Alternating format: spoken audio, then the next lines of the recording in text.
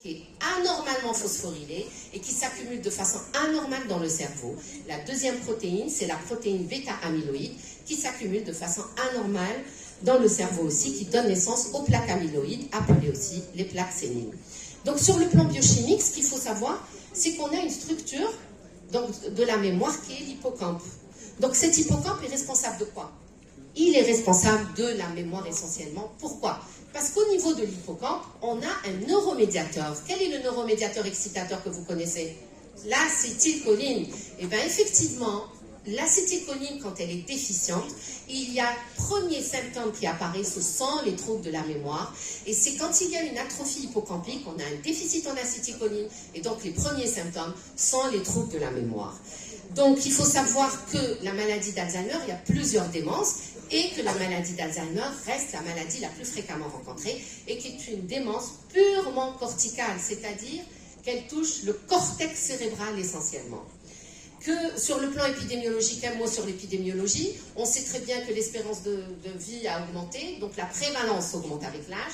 Plus on avance dans l'âge, et plus on a un risque de dégénérescence neuronale. Donc ce qu'il faut savoir, alors aujourd'hui j'attire votre attention, que la maladie d'Alzheimer est une maladie multifactorielle. On ne connaît pas l'étiologie, on ne connaît pas la cause directe de la maladie, mais on sait une chose, c'est qu'il y a des facteurs de risque. Ces facteurs de risque, on peut modifier les facteurs modifiables, on peut agir, et les facteurs non modifiables, on ne peut rien y faire.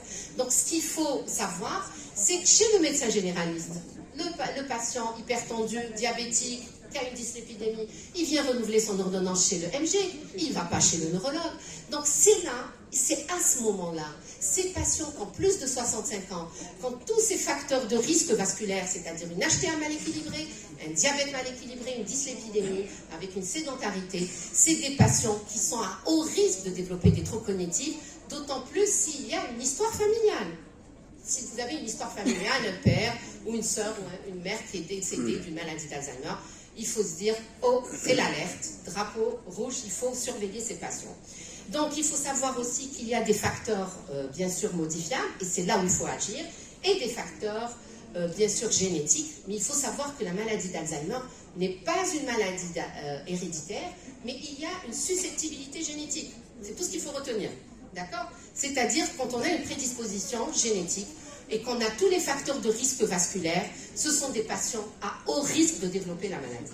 Bien sûr, il y a des facteurs protecteurs et des facteurs non modifiables. Quels sont les facteurs non modifiables que vous connaissez? L'âge, le sexe, malheureusement nous les femmes, et bien sûr le niveau intellectuel qui est bas. Heureusement qu'ici dans la salle, je pense que tout le monde a un excellent niveau intellectuel. Donc la question que l'on se pose, comment reconnaître les premiers signes de la maladie d'Alzheimer? Premier signe, c'est les troubles de la mémoire. Les troubles de la mémoire qui intéressent la mémoire des faits récents et non pas la mémoire des faits anciens. Très souvent, les patients arrivent chez nous et nous disent voilà, mon père, il va très bien, puisqu'il se rappelle, il vous donne le détail du détail de son enfance. Mais je lui dis, le problème est là.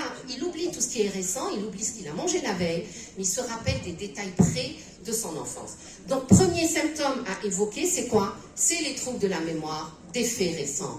La désorientation temporo-spatiale, qu'est-ce que vous pouvez avoir comme symptôme? D'autres signes peuvent apparaître, c'est les troubles. Pas encore au stade de début, on n'a que la mémoire qui est altérée. Au stade avancé, on peut avoir des troubles de l'humeur, un isolement, un repli sur soi. On peut avoir des troubles du comportement, une agitation, une atteinte des fonctions exécutives, c'est-à-dire le jugement, le raisonnement, l'attention.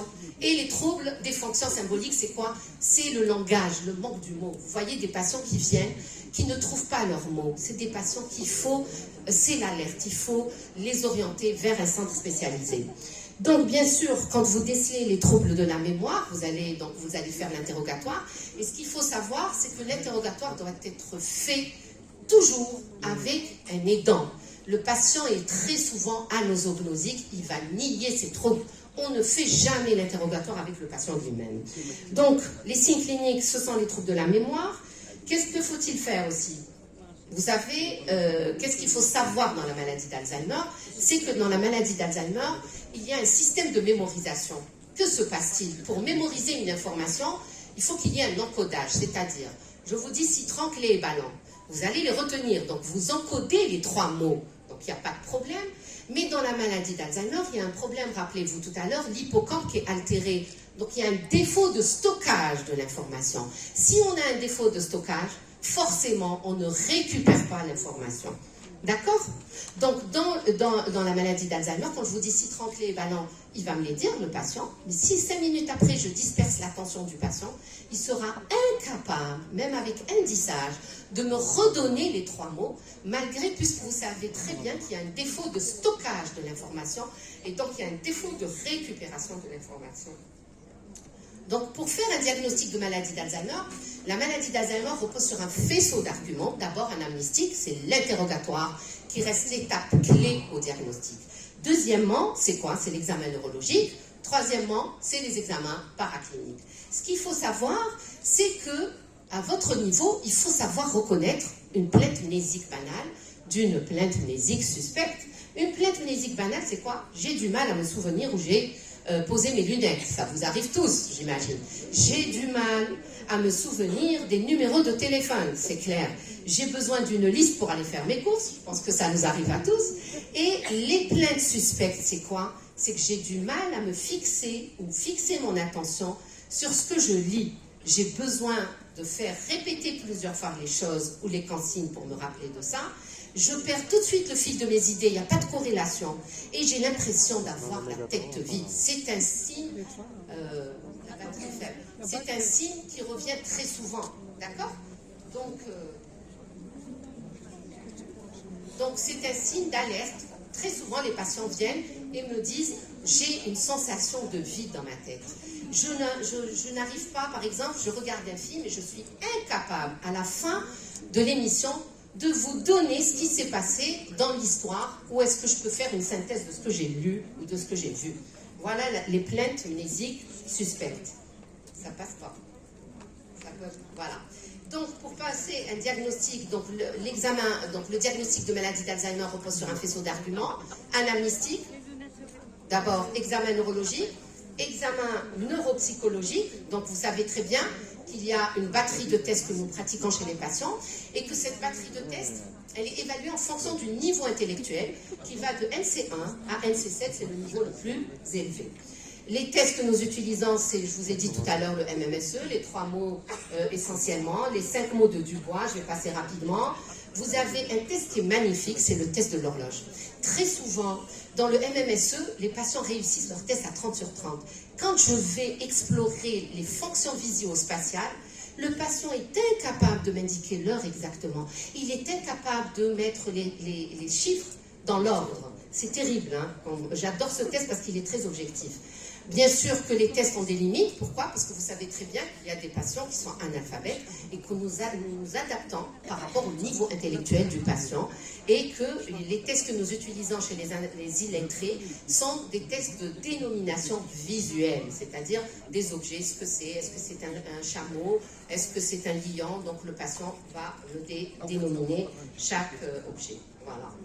Bien sûr, l'IADL. Pourquoi l'IADL est importante? L'IADL, c'est un test d'autonomie. Je vous ai dit, rappelez-vous tout à l'heure, pour parler de démence, il faut qu'il y ait une perte d'autonomie totale. Donc, le test IADL, c'est quoi? C'est 4 questions très simples. Est-ce que vous utilisez votre téléphone seul?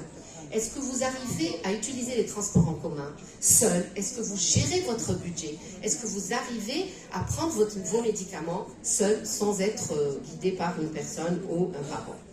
S'il répond oui, c'est qu'il est autonome. S'il répond non, c'est qu'il y a une perte d'autonomie. Quels sont les examens paracliniques que vous allez demander en premier lieu?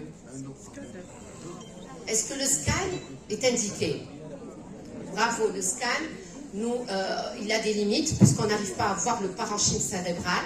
Donc l'examen de choix, c'est l'IRM cérébral. Regardez 2 patients, regardez cet IRM.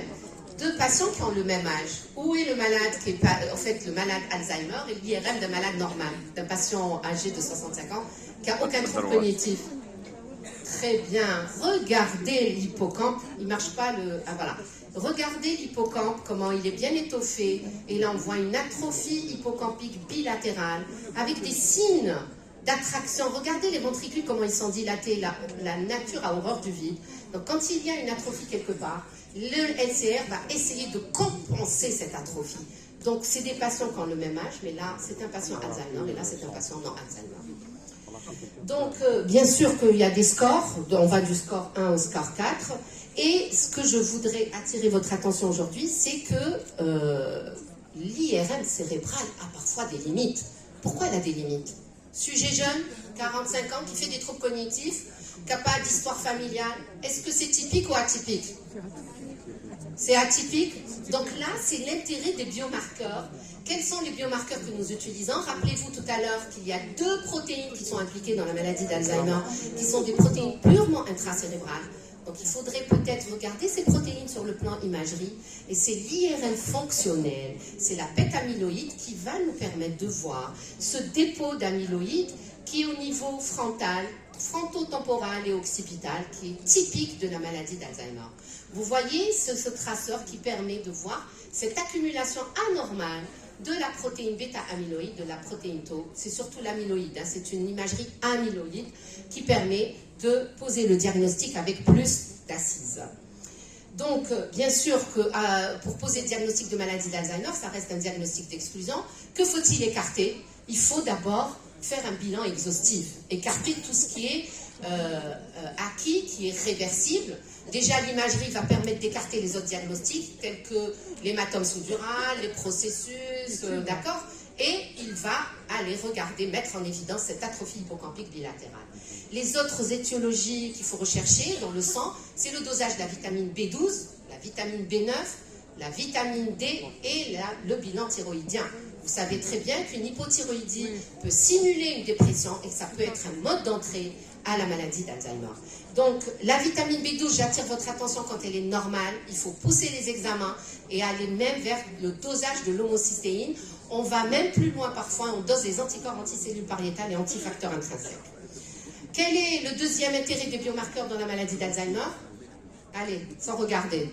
On a dit qu'il y a 2 protéines. On peut les regarder au niveau de l'imagerie et on peut faire quoi? C'est des protéines intracérébrales, c'est le LCR, bravo. Ce LCR va permettre de doser ces 2 protéines, bêta-amyloïde et la protéine tau.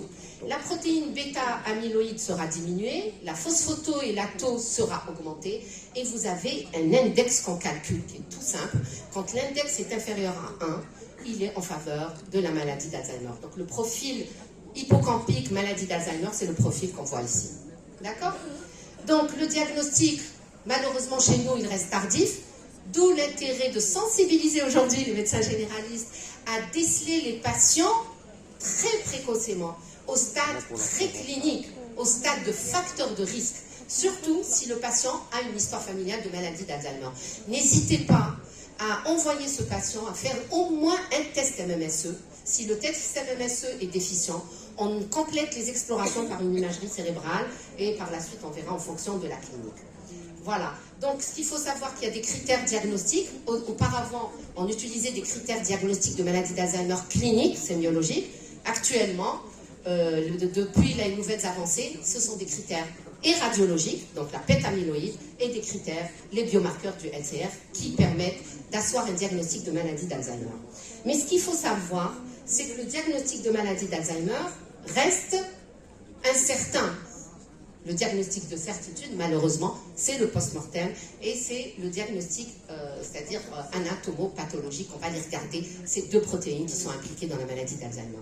Un petit mot sur le mild cognitive impairment. C'est quoi le mild cognitive impairment? J'attire votre attention.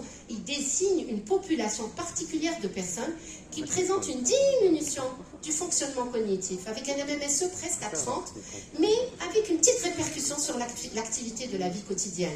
C'est-à-dire, c'est un patient qui n'est plus comme avant, qui sent qu'il y a des troubles, il y a un petit déficit, mais il est autonome. Il n'y a pas de trouble de la mémoire réelle, les tests sont bons. Ces patients-là, il faut les déceler très jeunes pour éviter cette perte d'autonomie totale et de proposer un traitement précocement. Donc, voilà ce que cette slide, pourquoi? Alors, les médecins généralistes, vous êtes là, à la phase préclinique, c'est le dépistage des facteurs de risque. Et bien sûr, dans la phase prédémentielle aussi, quand vous avez des troubles légers, vous êtes là aussi. Le neurologue, il est au stade d'installation de la démence, malheureusement. C'est pour ça que les patients arrivent à un stade avancé. Donc aujourd'hui, j'attire votre attention pour un peu déceler ces patients que vous connaissez depuis des années, comment, dès qu'il a des petits troubles cognitifs, il faut l'orienter vers un centre spécialisé. Voilà. Donc, les diagnostics différentiels, il faut savoir différencier la maladie d'Alzheimer de quoi? D'un vieillissement normal. Puis, vous savez, à partir de 90 ans, on parle de démence sénile, même si l'espérance de vie a augmenté.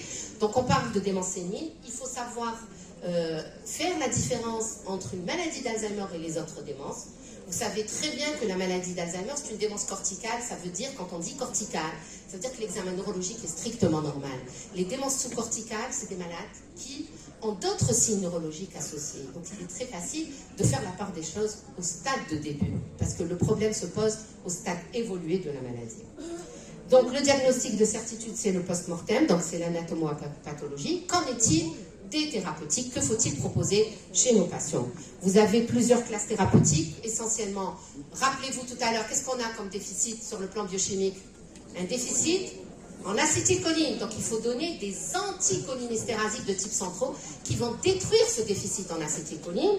Et on peut donner aussi des antiglutamatergiques quand il y a des troubles du comportement. On peut donner des IRSS quand il y a des troubles de l'humeur, parce que vous savez qu'au stade de début, on n'a que des troubles de la mémoire, mais au stade évolué, effectivement, on peut avoir des troubles du comportement, des agitations, des fugues, des troubles du raisonnement, des troubles du calcul, de l'attention. Voilà. Donc, les recommandations, il faut toujours commencer à faible dose et augmenter jusqu'à arriver à la dose totale et efficace.